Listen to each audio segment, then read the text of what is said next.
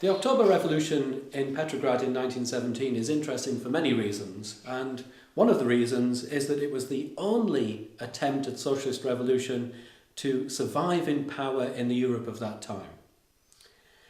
Socialism itself was not an unpopular idea at this time of great turmoil as a consequence of the World War I. There were attempts at communist governments in Finland, where there was quite a bloody civil war, Bavaria, Slovakia, Hungary, and it was also the Bolshevik hope that revolution would spread further through war, for example in the Soviet-Polish War of 1920. At the Second Congress of the Communist International in 1920, they even put maps upon the wall of the successful march of the Red Army across Europe, moving closer and closer to the heartlands, to Berlin, which was the ultimate prize. And yet, all of these hopes came to nothing.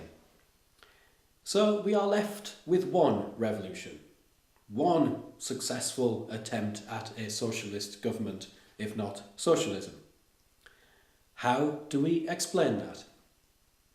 In today's talk, I'd like to go through what seem to me to be the leading and most pertinent reasons why it was precisely Bolshevism that was able to stay in power, and why, ultimately, precisely, it was in Russia that they were able to stay in power. First of all, I think we have to think something about Bolshevism as a movement, particularly the Bolshevik Party and its leaders. They had a civil war mentality. It was their expectation that the struggle for power would not be easy. Forming a government would be a first step, but maintaining that government would be incredibly difficult in the face of opposition from forces not only within Russia, but outside Russia itself. If you were going to stay in power in this type of struggle, you had to be absolutely determined that you were going to do so. You had to be prepared to take measures that were, at least in the short term, incredibly brutal, incredibly harsh. You had to be a politician who was prepared to see people go hungry. You had to be a politician who was prepared to issue orders for people to be murdered, for the death sentence. Socialists of a different mental outlook, the Mensheviks, the socialist revolutionaries, even well-meaning ideologues of left communism, all of them lacked this mentality. None of them were prepared to take those sorts of measures.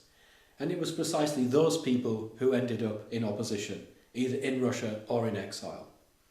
So the first reason why I think Bolshevism was able to consolidate itself in power was precisely because of this Bolshevik attitude, this Bolshevik mentality. There are no fortresses that the Bolsheviks cannot storm. A second reason, and related to that, was the institutions of Bolshevism. That Bolshevism transformed itself in the early years of power. In exile up to 1917, the party was divided between an underground movement in Russia and intellectuals in exile. People who would hold party conferences at cafes in Prague. Between 1917 and 1920-21, this party transformed itself into a professional organisation for retaining power. It centralised itself. It created institutions for the control of the party from above. The Politburo, the Org Bureau. It took the necessary decision in 1921 at the 10th Party Congress to ban opposition within itself. If it was to stay in power, it had to be united organisationally and institutionally. And this is precisely what Bolshevism did. It showed the same determination in a third reason why the Bolsheviks stayed in power, and this was how it organised the major institutions of state. Think of the various ministries that compose any government. Foreign trade, education, health, industry. What were the ministries prioritised by Bolshevism? Which institutions of state received the most resources, the most manpower?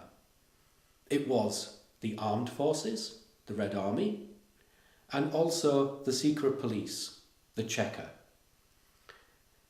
These were the institutions that were given priority in terms of state resources, for which industry would produce, that were first in line when it came to the distribution of scarce food resources. Above all, one had to feed, clothe and keep happy the people who were prepared to fight for this government. So Bolshevism survived, it stayed in power because the regime ensured that it had the armed institutions necessary to keep it there. And these armed institutions could be turned not only against external forces, but also people protesting in the cities during the Civil War itself. Here I think the party learnt a great lesson from the fall of Nicholas II and the fall of the provisional government. Why did Tsar Nicholas II lose power? It wasn't because he was incredibly unpopular across the Russian Empire. It was because he lacked, in a key moment in the spring of 1917, loyal troops in the capital who were prepared to fire on demonstrators. Why did the provisional government fall and the Bolsheviks take power in Petrograd in autumn 1917? Precisely because Bolshevism had the necessary garrisons and the provisional government didn't. So Bolshevism learnt the lesson of recent political history. It learnt the lessons of regime change, and it ensured that precisely it had the necessary institutions to stay in power. And here one must congratulate them for the way they retained soldiers to fight in the Red Army. The soldiers of the Civil War were mass armies, and they were mass armies on the move. And they were armies that suffered high rates of desertion across the field of battle. Bolshevism, more than any other force, managed to retain and retrain new soldiers. And here it cleverly used the resources that had been left to it by the Tsarist army. It didn't so much produce new weapons in the Civil War as it managed effectively to recycle the old armaments of the Tsarist army. And it moved those soldiers around Russia not only via cavalry and via foot soldiers, it also cleverly used the existing railway structures across the heartlands of Russia. And even though the Bolshevik state for the longest time in the Civil War was reduced down to the Russian state of the 16th century, Old Muscovy, at least it remained firmly a Bolshevik state. So the third reason we have to congratulate the Bolsheviks on the way they prioritised resources and the sorts of ministries that became prioritised. A fourth reason was, for a long time after 1917, the Bolsheviks were associated in the popular mind with the popular victories of 1917. One must not forget that in 1917 the Russian population went through a genuine process of radicalisation from below. The sorts of demands they wanted could not have been satisfied by what we would call today a capitalist government. No capitalist government would distribute the land to the peasants without compensation for landowners. Only socialists could do that. This is precisely what the Bolsheviks did in November 1917 through the Land Decree. The land was not nationalised. The land was not put into collective farms as one might expect socialists to do. It was given to the villages for distribution to peasants. That was incredibly popular amongst the peasants. For the peasants, they thought any government other than the Reds would bring back the landowners, would bring back the rights of the Orthodox Church to land, that would in fact take away that very important social gain of 1917. Bolshevik propaganda very cleverly played upon the popular imagination and represented the regime as a genuinely populist regime, a regime of the workers and the peasants. So that there was, I'd argue, a genuine coming together of regime propaganda, populist aspirations, and some of the major gains of 1917 in terms of legislation in the interests of the people. The Bolsheviks undoubtedly benefited from that.